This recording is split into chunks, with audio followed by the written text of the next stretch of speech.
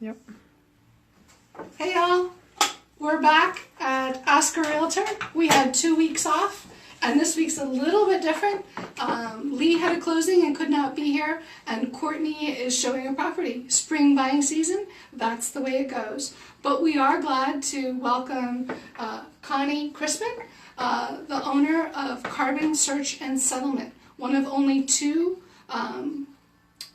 title search companies, closing, yeah, what do you call your company? Title insurance companies. Title insurance companies, yeah, I'm sorry, here in the county. And Connie is located right here in Lehighton. So Connie, without further ado,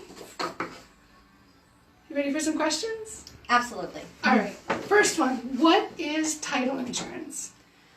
Title insurance, when a buyer is purchasing a property, they're going to want to guarantee that the property they're purchasing is free and clear of any mortgages, judgments, any real estate taxes that may not have been paid, utilities, water, sewer, trash. We do that. We do a search on the property to see what liens are against the property, what restrictions, what right-of-ways, mineral rights, anything that's been reserved to other people in the chain of title. We get them to the closing table, taking care of any outstanding liabilities that the seller has. We don't want that buyer to assume any debt from that seller. So the title insurance gives them a guarantee that what we have done will provide them assurance that if they would go to sell the property or refinance, they wouldn't have any title issues, anything that would make the property not marketable. Important job, and you do it well.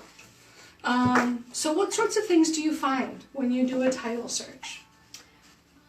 Most common is your mortgages. You're going to find what liens the seller took out. Sometimes there's 2, 3 mortgages. Lines of credits are always tricky because you have to make sure those get closed out. A lot of times I'll have a seller that may have had a line of credit, they paid it off, but unless you file the proper documents to close that out, that remains open. And sometimes they'll be 10, 15 years old. And with banks selling out to other banks, sometimes it takes a while to track down who the original servicer was to get that lien taken care of. We find restrictions. You'll find some of the developers will put restrictions on as far as can you have a detached garage, undetached garage, above ground pool. Some of them even have what color the houses can be. So as you do the search, you'll find the different restrictions or reservations that each owner has had. We go back 60 years. So every owner for the last 60 years we research. When you find divorces, that's always another title issue that can come up to make sure that if there's supposed to be any payouts for one spouse or the other, even though the property was transferred, there could still be money due to another spouse when you do the search. You find estates. When you find someone has passed away, you have to make sure inheritance tax is paid. The title search is the most involved part of the title insurance. It's the foundation. If you do the search, you uncover anything that has happened over the last 60 years, and then you move forward from there. Awesome. What is the difference? It's my understanding that there are 2 types of policies a buyer can get, a lender's policy and an owner's policy. What's the difference between the 2 of them? An owner's policy, like it is mentioned, is just for the owner.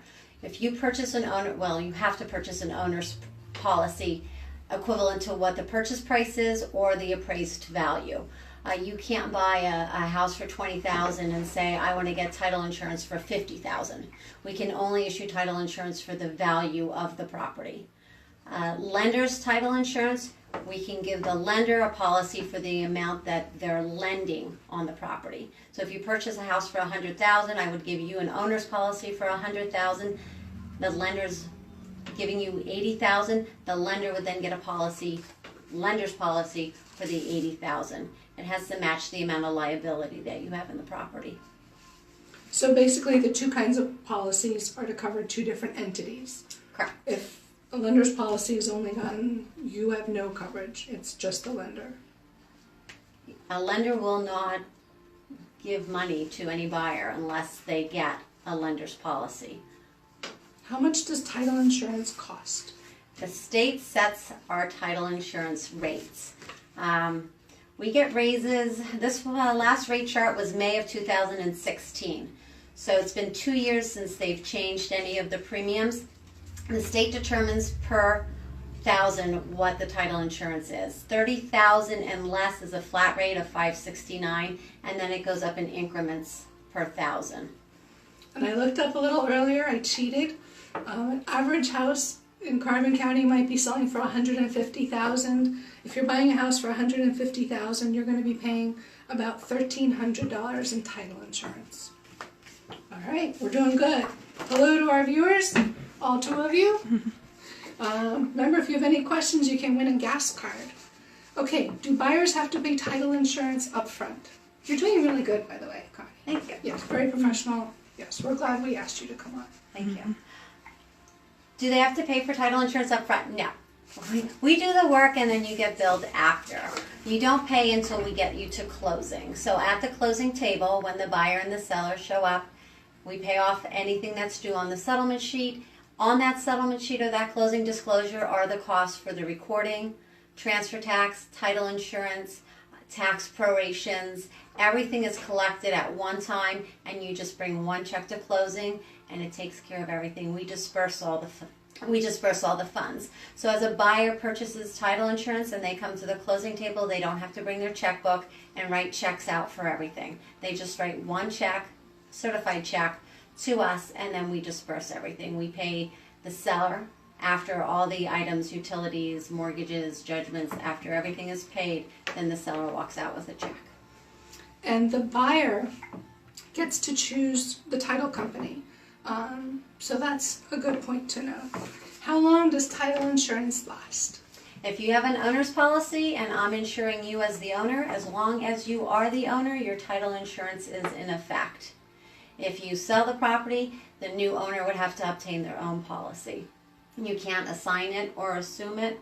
The new owner would have to give me a call and we do the search again, check out anything that the current owner has done to the property or with the property, and then they would get a title insurance policy, which is basically a guarantee that the title is marketable. So nowadays, as soon as a buyer goes under contract, in the first few days they have to apply for their mortgage if they're getting a mortgage.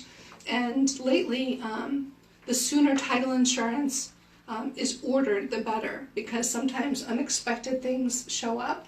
Do you have any stories you can share, Connie, of an unexpected thing that a buyer found out when they ordered title insurance? We had one within the last couple months. A gentleman was buying a large piece of land, hunting land. He wanted to do hunting, and there was a manufactured home on a foundation. And manufactured homes carry a motor vehicle title to them.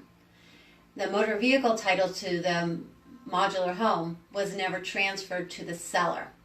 So the seller actually just owned the land and the foundation. He did not own the manufactured home because he didn't have a title to it. We were able to go back to that seller's title company, research through the paperwork. The former 2 owners back still had the motor vehicle title. It was still titled in their name. They were able to take it to a notary, have it transferred to the seller, and then into my owner. There was financing on it, so this buyer almost lost the whole transaction because he couldn't obtain the financing because he didn't have ownership to the trailer. Title issues are they're very expensive. They take a lot of time to try to solve. Anybody that would want to purchase a property without getting title insurance, to know that their property is marketable and the guarantee that there's nothing against it, I can't imagine making an investment without making sure you had some kind of guarantee. And most realtors will advise their clients that way, that it's definitely something you want to do. Yes. And we point out, if you're getting a mortgage, it's going to be required. The bank's going to require title insurance. If you're buying something cash, or personal financing, or lender or seller financing, it won't be required unless. But it always always something that you want to do. I'm stuttering today, Connie. So, I actually have another story that I was just thinking about as we were talking about these liens. I had a lady that came into the office and she was buying a home. It was $100,000, and she gave the seller a check for $100,000. And then she came into my office and asked me how she proceeds. And we did find a mortgage against the property, and thank goodness the seller gave the $100,000 back to the buyer, and so we were able to do the search, pay off anything that was against it. But there's some people that just they're going back to the days where you could just do a handshake and say, "Here, the property is yours," and you can't. We have a question from Daniela. Hey, Daniela. She said, if somebody's buying a property and it's in Act 319, also known as Clean and Green, and they want to subdivide it, what was her question? I believe it was, how much would that cost? Was the question. Do you want to take a stab at it? Sure. The Act 319, the Clean and Green, there's certain provisions within the Clean and Green that you have to have 10 acres. If you take that 10 acres, if you have a 20-acre tract and you want to separate 10 acres and 10 acres, it can stay in the Clean and Green. If you want to take that 20 acres and make any parcels that are less than 10 acres, it has to be removed, which is a violation of the Act 319. So rollback taxes would be due from the seller 7 years. They roll back 7 years and they take the difference of what the discount was that you got from enrolling the property into the act and the penalties, and that's assessed to the seller.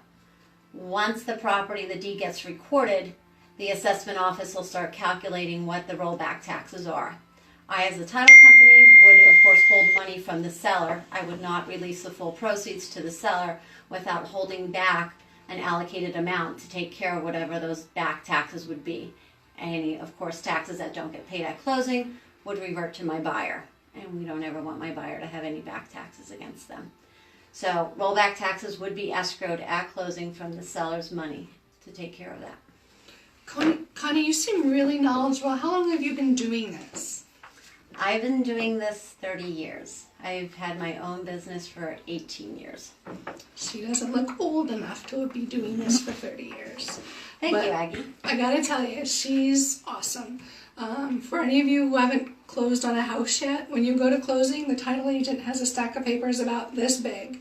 And she thoroughly explains all of them, and she doesn't get them out of order. Very, very efficient, and that's important and organized when you're choosing a title agent. We answered our question.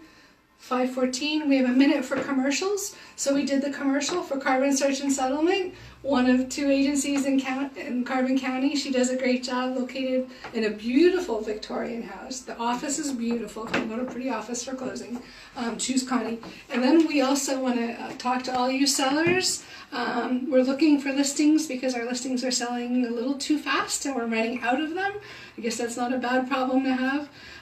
If we offer a discount on commissions if you're a first responder of any type, a pastor, active duty military, or a veteran. Is that it? Oh, we're starting something new. I should say it without Courtney.